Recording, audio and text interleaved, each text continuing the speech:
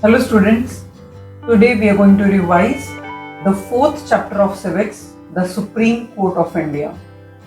We will practice multiple choice based questions because most of the students they lose marks in objective type questions.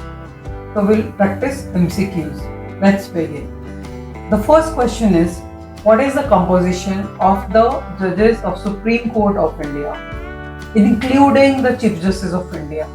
Be very careful about the question. Here it is asking including the Chief Justice of India. It means 33 plus 1 Chief Justice of India. Your answer should be 34. So let's read the option 32, 33, 34. So C is the correct answer here.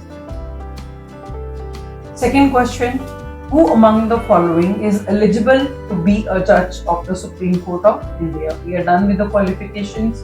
The person should be an Indian citizen. So here they had given few options. Let's read. Mr. G, who is having an experience of working as an advocate in the High Court for 15 years. We know that you should have worked as an advocate for 10 years in the High Court. The person has more experience than the required. Definitely the person is eligible. And celebrated his 70th birthday in the month of January. We know that the person cannot serve if he exceeds the age of 65. And here the person has celebrated his 70th birthday. It means this person is not eligible. Let's move to the second option. Mr. S, who has been promoted in the last month as a judge of High Court after working as a session judge for 2 years. The person is eligible, but he should have work experience of working as a judge for 5 years in the High Court or 2 such courts in succession. So again, the tenure is not complete. So again, this person is also not eligible. Mr. J, who has been an advocate in the High Court for past 12 years. Yes, the number of years that are required is 10 years. The person is exceeding. So definitely eligible. Now let's read the second criteria. And going to be of 60 years in the coming month of March. Yes, because the age is up to the age of 65. The person is of 60 years. Yes, he is eligible. Now we'll go for the fourth one as well. Mr. Q, who has been an advocate in the Australian court and is 50 years old. The person should be an Indian citizen. So the fourth one is not eligible. The only candidate who is eligible is Mr. J. So third option is the right one. So D is the right answer here. Okay. Third question, which of the following is one of the eligibility to be a judge of the Supreme Court of India? Has been a judge of High Court for 5 years? Yes. Has been an advocate in the session court for 5 years? No. As an advocate, the experience required is for 10 years, not for 5 years. So this is not the correct one.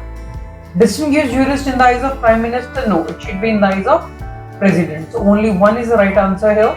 So D is the correct option here. Moving to the fourth question, there is a scenario that has been given. Current Chief Justice of India will be on leave for 30 days. So in such condition, who will be appointed as an acting Chief Justice and by whom? Remember one thing. Judges of Supreme Court and High Court are appointed by the President of India. So I think it is very much clear. We'll pick up only B and C because here it is by the President. So another judge of Supreme Court by the President or another Chief Justice of High Court by the President. It is always the Supreme Court judge that will be appointed for the Chief Justice of India, not a judge from the High Court. So B is the right answer. Another judge of Supreme Court and will be appointed by the President in case the Chief Justice is unable to discharge his duties due to any reason that can be appointed by the President. Moving to fifth question, there is one news. The Supreme Court on Thursday got 3 new judges. As the Chief Justice of India administered the oath of office to Justice Satish Sharma, Augustine George and Sandeep Mehta.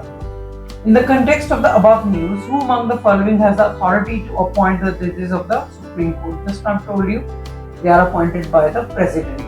So D is the correct answer here. Oath of office can be administered by the Chief Justice of India, but appointment is always done by the President. D is the right answer.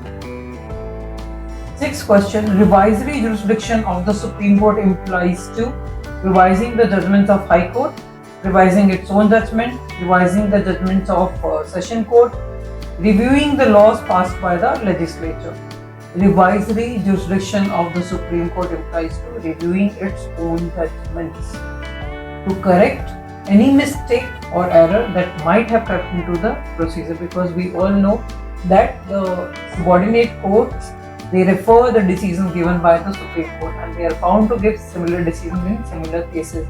So it is very, very important for the Supreme Court to correct any mistake that might have crept into the procedure. So revisory means to review its own judgments. So B is the correct answer here. Let's move to 7th question. Judicial review of the Supreme Court implies to. Judicial review is the power of the Supreme Court where it can declare any law null and void if it is against the spirit of the Constitution. Any executive order or any ordinance, any law that is passed by the state legislature or by the union legislature. Let's read laws passed by the state legislature, laws passed by the union legislature, executive orders, all three. Yes. So all of the above is the correct answer here. 8th question, there is one assertion given. Supreme Court has the power to punish for the contempt of court. Contempt of court means if any person disrespects the court, you refuse to answer in the court, or you give any kind of wrong statement in the court, or you speak such words which are disgraceful to the judiciary, all this is considered as contempt of court, or you do not follow the orders of the court, these all are considered as contempt of court. So the Supreme Court has the power that it can punish for the contempt of court. The reason here given is Supreme Court is a court of record. So both A and R are false. No, both the statements are correct. A is true but R is false. No. Both A and R true and are independent of each other, and both A and R are true and R is the correct explanation of A. B. Under court of record, the Supreme Court is a court of record and it has a power to punish for the contempt of itself. B is the correct answer here. 9th question. Which of the following statements is or are correct with regards to the judicial review? We have just now discussed judicial review means that the Supreme Court has the power to declare any law passed either by the state legislature or by the union legislature or any executive order or any ordinance. If it is infringing the spirit of the Constitution, Supreme Court can declare it null and void. Okay, so let's read the statements. Supreme Court can declare any law made by the union legislature and as null and void if it infringes the spirit of the Constitution. Yes, absolutely right. 5 judges bench is required to decide on any case involving interpretation of Constitution. Yes, it should always be right. Supreme Court has the power to review all national and state laws and executive orders. Yes, absolutely correct. Supreme Court is the only interpreter of the Constitution. Supreme Court is the interpreter of the Constitution.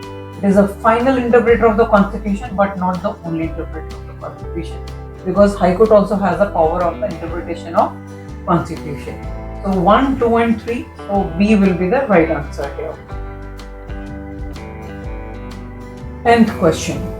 Which of the following statements is or are correct with regards to advisory jurisdiction of the Supreme Court? Advisory, it means to advise. To whom it is going to advise? To the President. About any substantial question of law or matter of public importance or disputes arising out of the constitutional treaties. Let's read the statements. Supreme Court can advise the President about any question of law. Yes. President has to follow the advice of the Supreme Court. Such an advice is not binding to the President. Okay, he may seek the advice, Supreme Court may advise, but to follow it or not to follow is again President's discretion. So second statement is incorrect. Let's read another 2 statements. Supreme Court may be required to express its opinion in its advisory capacity. Yes. Opinion of the Supreme Court is executable as a judgment of Supreme Court. Just now we have discussed it's not a judgment, just an advice. So 2 and 4 statements are incorrect. Only first and 3 are correct. So first and 3 means A. A is the correct option for you. 11th question, again there is a news. The Delhi High Court has recently dismissed the habeas corpus plea seeking production of a detained Bangladeshi national before the court. The foreign national was arrested and detained at IGI airport in October 2022. Which of the following statements are correct with regards to writ of habeas corpus? Now, writs are issued by the Supreme Court as well as by the High Court. So both Supreme Court and High Court are empowered to issue writs. Now this question is with regard to habeas corpus. So let's read the statement. Supreme Court and High Court both are empowered to issue this writ. Yes. It is issued when a person is unlawfully detained or arrested. Yes. What is the meaning of word habeas corpus? To have the body. In case a person is unlawfully detained or unlawfully arrested, so then the court issues a writ to produce that person in front of the court. Let the court decide it. This writ is a great safeguard for the personal freedom of citizen. Yes. 1, 2 and 3. All the statements are correct. So A is the correct answer here. 12th question. Which of the following writs prevents public officers from forcibly holding a high of public office? So habeas corpus, no, it means to have the body. Mandamus, B order. It is an order to a public official to perform the duty. Okay. Q warranto, yes. By what order? If any person is holding any public office unlawfully or forcibly, so then that writ is issued Q warranto. So C is the right answer here. Moving on to 13th question. In which of the following scenarios writ of habeas corpus will be issued? We have discussed in the previous question as well that in case a person is unlawfully detained or arrested, so not over dispute over property, neither dispute over breach of contract, nor political interference in religious matters, it's always in case of unlawful detention or arrest. So D is the right answer here, to have the body. 14th one. What is the primary aim of issuing the writ of prohibition? Prohibition is to prohibit, to stop. Okay. So let's read the statements. To review the decisions made by the lower courts, to prevent a lower court from exceeding its jurisdiction, to force a public official to perform his assigned duty, to get a person released. No. It's B is the right answer, because writ of prohibition is issued by the higher court to a lower court to stop the proceedings in case it is in excess of the jurisdiction of the lower court. So B is the right answer, to prevent a lower court from exceeding its jurisdiction. Moving on to 15th question. What is the key difference between writ of prohibition and writ of certiorari? Both the writs, prohibition and certiorari, both are issued by the higher court. Both are issued to the lower authority. Both are issued when the lower court is going in excess of its jurisdiction. But what is the difference then? Let's read the statements. Writ of prohibition is issued to stop the proceedings, whereas writ of certiorari is issued when the order has been passed. Absolutely correct. Writ of prohibition is issued when the proceedings are still going on, to stop these proceedings. And writ of certiorari is when the order has already been passed. So that order is declared as null and void, that is quashed. So that is writ of certiorari. So A is the correct answer, but let's read the other statements as well. Certiorari is only applicable in criminal cases, while prohibition is for civil cases. Prohibition is issued by the higher courts, whereas certiorari is issued by the lower courts. No. Supreme Court is empowered to issue the writ of prohibition, whereas High Court is empowered to issue certiorari. Only A is the right answer here. 16. Which of the following statements clearly define a court of record? Its judgments are recorded for testimony and evidence purposes. Yes. It has a power to punish for the contempt of itself. Yes. Its judgments can be produced in any court at residence. Yes. Decisions given by these courts cannot be questioned when they are produced before any subordinate court. Yes. They are bound to follow the decisions given by the higher court, and the decisions given by the Supreme Court cannot be questioned by the subordinate court. So all the four statements are correct. So D is the correct answer here. Moving on to 17th question. What is the primary purpose of writ of mandamus? Mandamus means reorder. Now who is going to order, to whom they are going to order, and about what? So let's read the statements. To review the decisions of the lower courts? No. To compel a public official to perform his duty? Yes. If any public official is not performing the duty that he has been assigned to do, so in that case, the court will issue the writ of mandamus. We order you to perform the task that has been assigned to you. Okay, so B is the right answer here. 18th question. What is meant by the term original jurisdiction in the context of the Supreme Court? It is the authority of the Supreme Court to review decisions of the lower court? No. The power to issue writs? No.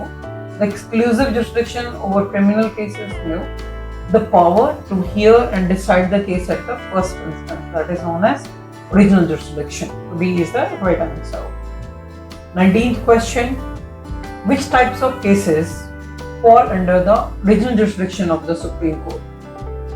Case involving interpretation of central law? Yes, this is the exclusive original jurisdiction of the Supreme Court, that it can check the constitutional validity of the laws made by the Union Legislature. So this is the correct option.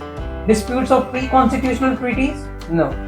Center state and interstate dispute? Yes. Union versus state, state versus state, union and state versus one or more states. Again, that is the original jurisdiction of the Supreme Court. And issuing of writs for the protection of fundamental rights. 1, 3 and 4. So A is the right answer here. Other than this, there is one more category, that is that the Supreme Court can transfer the case to itself, and it can also transfer the case from one high court to another high court. It also lies under the original jurisdiction of the Supreme Court. So there are basically 4 headings: center state and interstate disputes, issuing of writs, checking the validity of central laws, and transfer the cases from the lower court to itself. Okay. Moving on to 20th question. The Supreme Court has appellate jurisdiction in which of the following cases? Civil, criminal, constitutional, all 3, all of the above. That is civil, criminal and constitutional cases. 21st. Supreme Court may grant appeal by special leave if it believes that. Now we all know that if you want to appeal against the decision given by the High Court, you can do that, and for this High Court will issue you the certificate. Okay? And in case the High Court refuses to issue the certificate, there is one exclusive power with the Supreme Court, that is known as appeal by special leave, which is given under exceptional circumstances. It is like Brahmastra, the way it was with Arjuna. Same way it is with Supreme Court, that is appeal by special leave, which is given under exceptional circumstances. Let's read the first option. In case the case involves a substantial question of law, can the Supreme Court grant appeal by special leave here? Yes. When it finds that the lower court has done a grave injustice? Yes. When a tribunal has exceeded jurisdiction? Yes. When case involves a matter of public interest? Yes. In all these 4 cases, the Supreme Court can grant appeal by special leave. So B is the correct answer here, all of the above. Now the 22nd question. The grounds for the removal of a Supreme Court judge through impeachment include. So we know that the judges of the Supreme Court can be removed from their position. So what are the grounds on which they can be? Proven misbehavior or incapacity, disagreement with the government policies, unpopularity among legal community, or political affiliation. The correct answer is A, proven misbehavior or incapacity, and the word proven is very, very important here. So A is the right answer. 23rd question. Who has the authority to initiate the impeachment process for the removal of a Supreme Court judge in India? The person who appoints will initiate the removal process as well. So who appoints the judges of the Supreme Court? President. So he is the only one who can initiate the process of removal of the Supreme Court judges. The correct answer will be B, President of India. The second last question. How many members' support is required in each House of Parliament for the removal of Supreme Court judge through impeachment? It is simple majority, 2/3 majority, 3/4 majority, or absolute majority. It is 2/3 majority. Okay. And the last question. What is the primary purpose behind imposing restrictions on the post-retirement practicing of Supreme Court judges? We know that the judges of the Supreme Court cannot practice after their retirement. They are being paid handsome salaries, but why so? It is because we want to keep judiciary independent. They will not influence their decisions during their tenure of office. So, to safeguard judicial independence. Because if judiciary will remain independent, only then people will be able to gain justice. So with this, I try to cover almost all the topics. And still, in case you have any doubts, so please feel free to write in the comment section. I will try to answer. And do not forget to subscribe and like. Thank you so much.